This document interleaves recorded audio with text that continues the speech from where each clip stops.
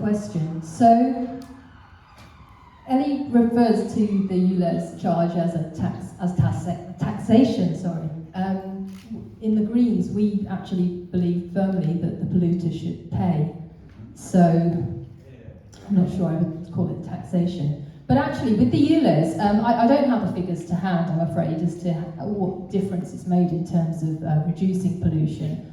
What I wanted to convey now is that the Greens have supported Sadiq in the rollout of the ULEZ because we support the reduction in pollution. However, we do recognise that ULEZ is quite a clunky sort of system, and for a while our Green London Assembly member Caroline Russell has been looking at places around the world where there is something called smart road pricing, which is a lot more nuanced than the ULEZ. So to give people, just in a nutshell, what smart road pricing is, basically it takes into consideration how many miles you drive, how polluting your vehicle is, the time of day, because that often makes a difference in certain places as to how much congestion there is or not, and then the PTAL, which is the public transport accessibility level. So basically, if you're driving in a place where there's lots of public transport connections, then you would be charged more for choosing to use your car at that time. There are some people who say that they've got some concerns about privacy, but as I've said, there are cities around the world which are making this work, and the Greens would push for that. If I were elected, I would certainly push for there to be a consultation that looked at smart road pricing, the feasibility of it, for sure. Thank you. Thank you. Thank you for the question. Air quality is, as we know, terrible for human health. It affects the most vulnerable the most, so young people, babies, children, pregnant women, older people, people with existing conditions. So I think that the mayor should be pulling every lever available to improve our air quality. We also know that air pollution is really bad for the climate, contributes to global warming, and is bad for biodiversity. So again, we'd like to see the mayor pulling every lever available. We, as a Liberal Democrats, support the ULEZ expansion, but both in Merton and at City Hall, we've been campaigning for it to be implemented fairly. We think it's right and proper that people get enough forewarning so that they can prepare for the transition. Many people were suddenly found themselves with a year to go and they had to change their vehicles. And the aim should be to encourage people, to support them to have compliant vehicles, not just to implement within a specific time frame that the mayor had in mind. We would amend the scrappage scheme. We think it should be applied retrospectively. A lot of people missed out because the plan was quite poorly implemented and quite narrow and quite small, and we think there should be a much more generous scrappage scheme. We also think there should be support, financial support, to help tradespeople who are struggling to change their vehicles. Many of you will know how difficult it is to buy second-hand cars that are clean air and compliant, because obviously everyone wants one. And then lastly, just to conclude, I think it's important to think about anything to do with clean air and cars and vehicles alongside public transport that needs to be accessible and it needs to be expanded. And especially in outer London, a lot of us are not that well served as in the same way that central London is. So thinking about buses, thinking about not cutting bus routes as the mayor has done, thinking about how we can expand the overground, thinking about how we can do more to make sure that the tube is more accessible as well. We have some ideas on that. And then lastly, we do have a tax in mind that we think would be really good for air pollution. And that is a tax that we've called the Rishi Sunak tax. And that would be a tax on private planes and helicopters that fly around London. We think that that should be properly taxed, and we think the proceeds should go to better public transport. Thank you. I'll just move that mic.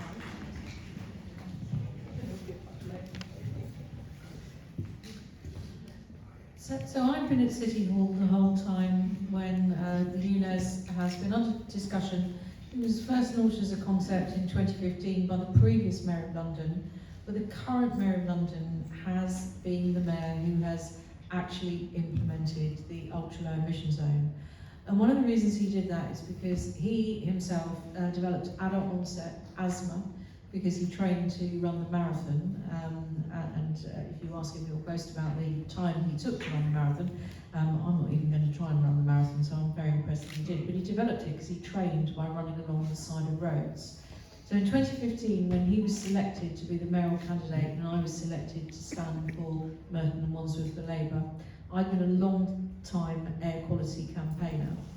And so we took the mayor, we stuck an air quality monitor on the mayor, that time he was just the local MP for Tooting, and took him to Putney High Street. It's not quite the most polluted road in Europe anymore, but at that time, Putney High Street, Brixton Road and Oxford Street had an unholy contest to see which one of them could break the law the fastest after the 1st of January.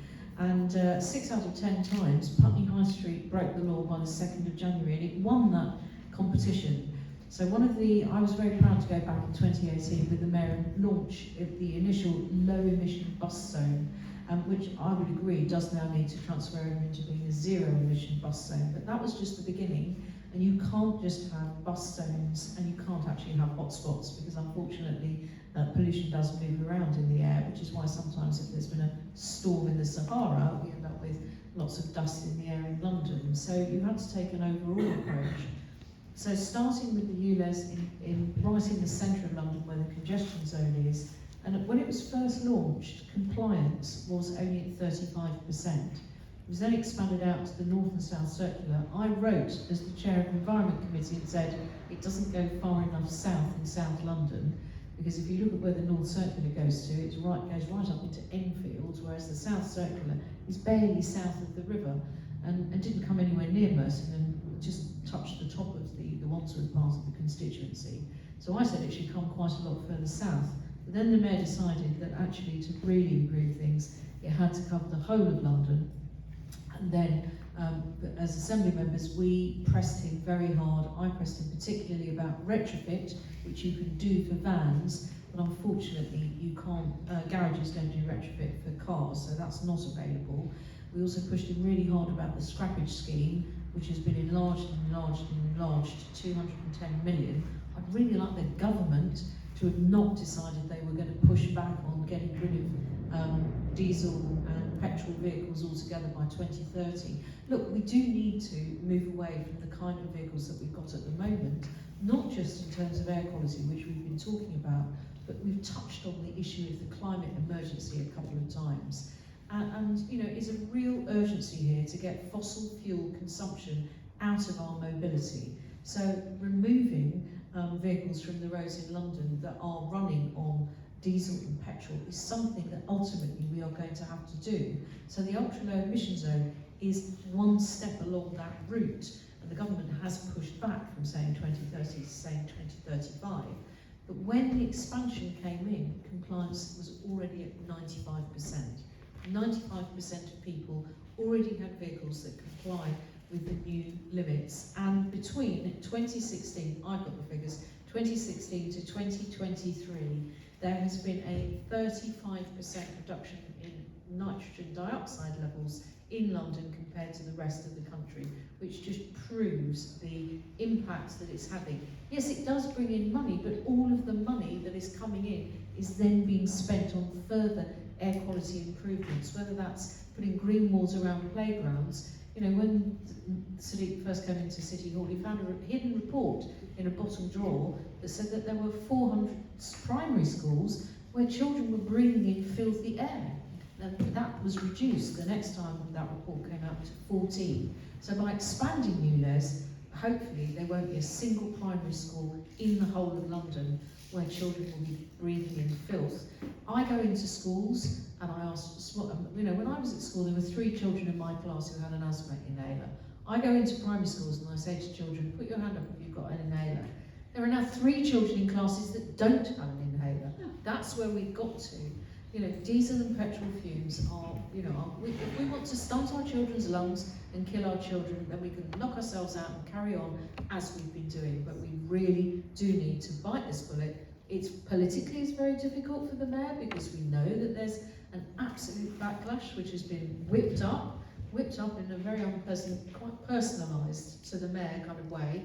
Where I live, which is actually not far from where the mayor lives, There was a huge demonstration of really offensive people last weekend, and I had lots of people coming up to me afterwards and saying how disgusted they were with their behaviour. You know, they even brought a coffin and were saying death of democracy. Well, you know, death of, or just, you know, the police were not going to allow them to march past the mayor's house carrying a coffin.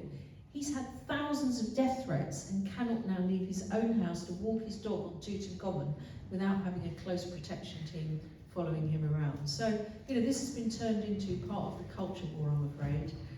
It's not a war on cars. We still have a transport strategies. We know that some people will continue to need them. Buses still need to be improved, but the Superloop is coming in all over the place. There's still much more to do, but we do need ULEZ to stop stunting our children's lungs and to stop our children from suffering and from people with chronic obstructive pulmonary disorder, COPD, from dying early in London. Sorry to speak a bit longer than your 90 seconds.